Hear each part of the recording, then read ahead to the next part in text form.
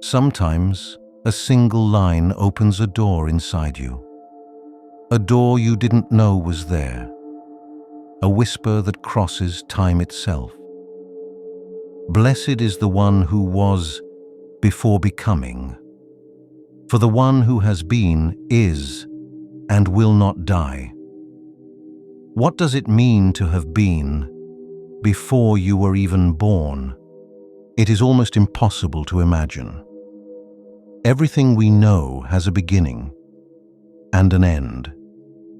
But this saying speaks of something that lies beyond those borders. Something that already existed when neither name nor form were yet in the world. Perhaps it speaks of the state in which the soul was still at peace, knowing its origin, before it forgot the unity. In this video on saying 19 of the Gospel of Thomas, we enter this mystery. What were you before you became? And how can you remember what was never truly lost? The saying begins with a paradox. Blessed is the one who was before becoming. How can someone be before they come into being?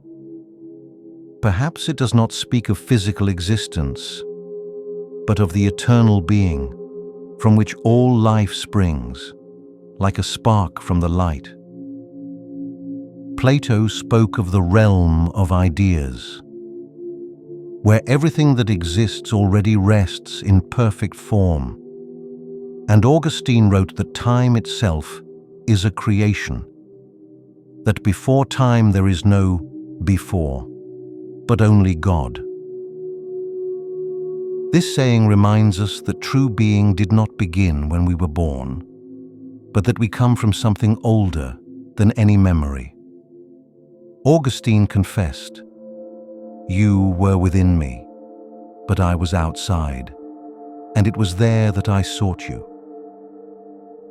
The human being is a traveler, and his return is to the one from whom he came.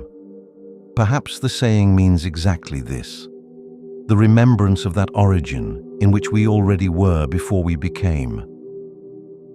It speaks of a knowledge that is not newly learned, but rediscovered, of a remembrance that does not come from the world, but from the silence before it. When a child is born, it forgets where it came from. It opens its eyes and sees only the world, no longer the light that carried it here. So it happens within us as well. We come from silence, but the moment we hear a name, we forget the stillness from which we once spoke. The memory of our origin fades with every experience, with every judgment, with every desire that pulls us into form. We learn to name things, but we lose the language of the soul. We seek life, but no longer remember what once made us alive. The German mystic Meister Eckhart said that the human being drowns in multiplicity because he has forgotten the one from which everything arose. And so we wander through time and thought, like someone searching for home in the reflection of a mirror. The image looks like us, but it does not speak, and it does not know the way back. Perhaps this is the true separation. Not that God is far, but that we no longer recognize ourselves as those carried by Him. Sometimes, in the silence of night, a distant remembering flickers, a breath of something that already knew us before we lost ourselves. There is a moment when remembering returns, not through thinking, not through searching, but like a quiet awakening. Something within you recognizes itself, like a single drop realizing it was never separate from the sea. This return is not a path outward, but a homecoming within. Whoever experiences it does not return to a place, but to a state, the state of nearness. The mystic Angelus Silesius wrote, "Die before you die, and you will not die when you die." Yet this dying is not an end. It is awakening into remembrance. For the one who finds the origin again no longer sees life as chance, but as a mirror of divine intention. They understand that all becoming is only a garment of the eternal, and that every soul, when it remembers, returns to peace. Like the drop that disappears into the sea, yet never ceases to be. Perhaps homecoming is not movement, but the end of every escape. The moment you stop searching elsewhere, because you finally know where the light comes from. Whoever remembers their origin steps out of time, not because they leave it, but because they see it from within. The past loses its weight, the future its shadow. Only the present remains, bright, indivisible, alive. The philosopher Kierkegaard wrote that the moment is the eternal touch between time and eternity. In this single instant, the separated falls together. A person realizes that what they seek is already here, not tomorrow, not someday, but now. Blaise Pascal, the philosopher and theologian, also spoke of the eternal silence of those infinite spaces that both terrify and draw the human heart.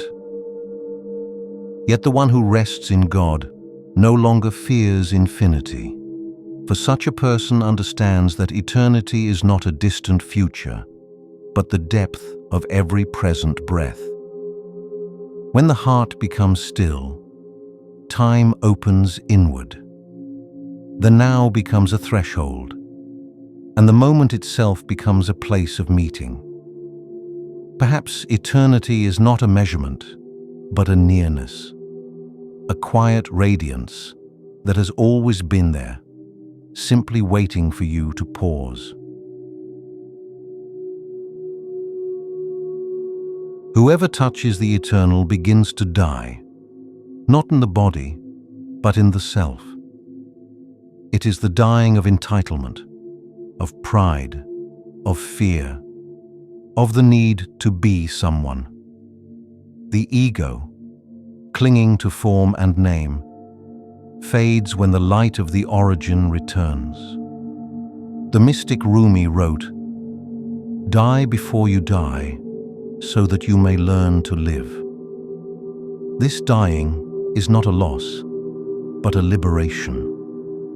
For what passes away is only that which kept you from life.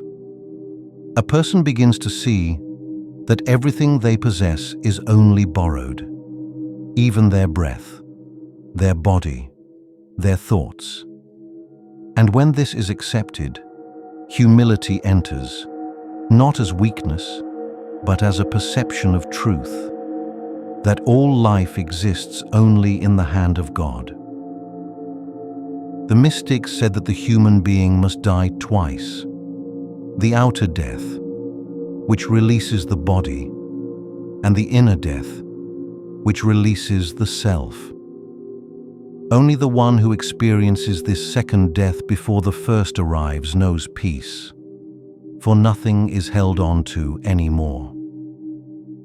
Perhaps the secret of life is to die without ending, to pass away and yet remain within the will of the one who created you.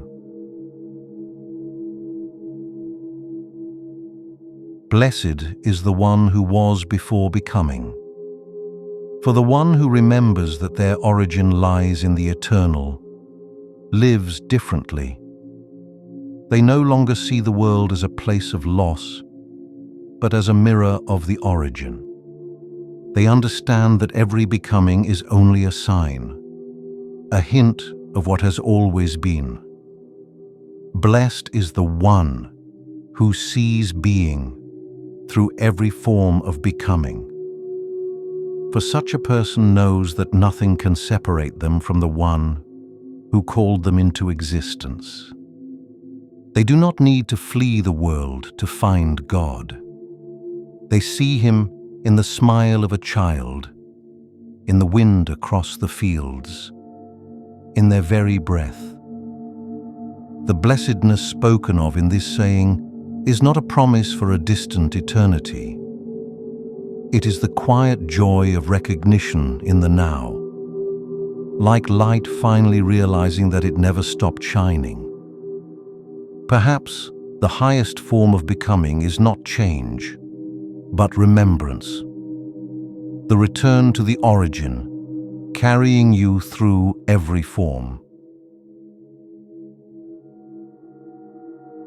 In the beginning, there was being, and in the end, all returns to it. Not as a circle that merely closes, but as a love that never stopped flowing. The saying tells us, "Blessed is the one who was, before becoming." Perhaps it means that true insight does not bring something new, but remembers something ancient, that the path of life is not progress, but homecoming, and that time, which seems to separate us, is only the space in which we learn to see. Everything that becomes returns to the one, not because it disappears, but because it is recognized as part of the eternal. So the path ends where it began, in the light that never went out.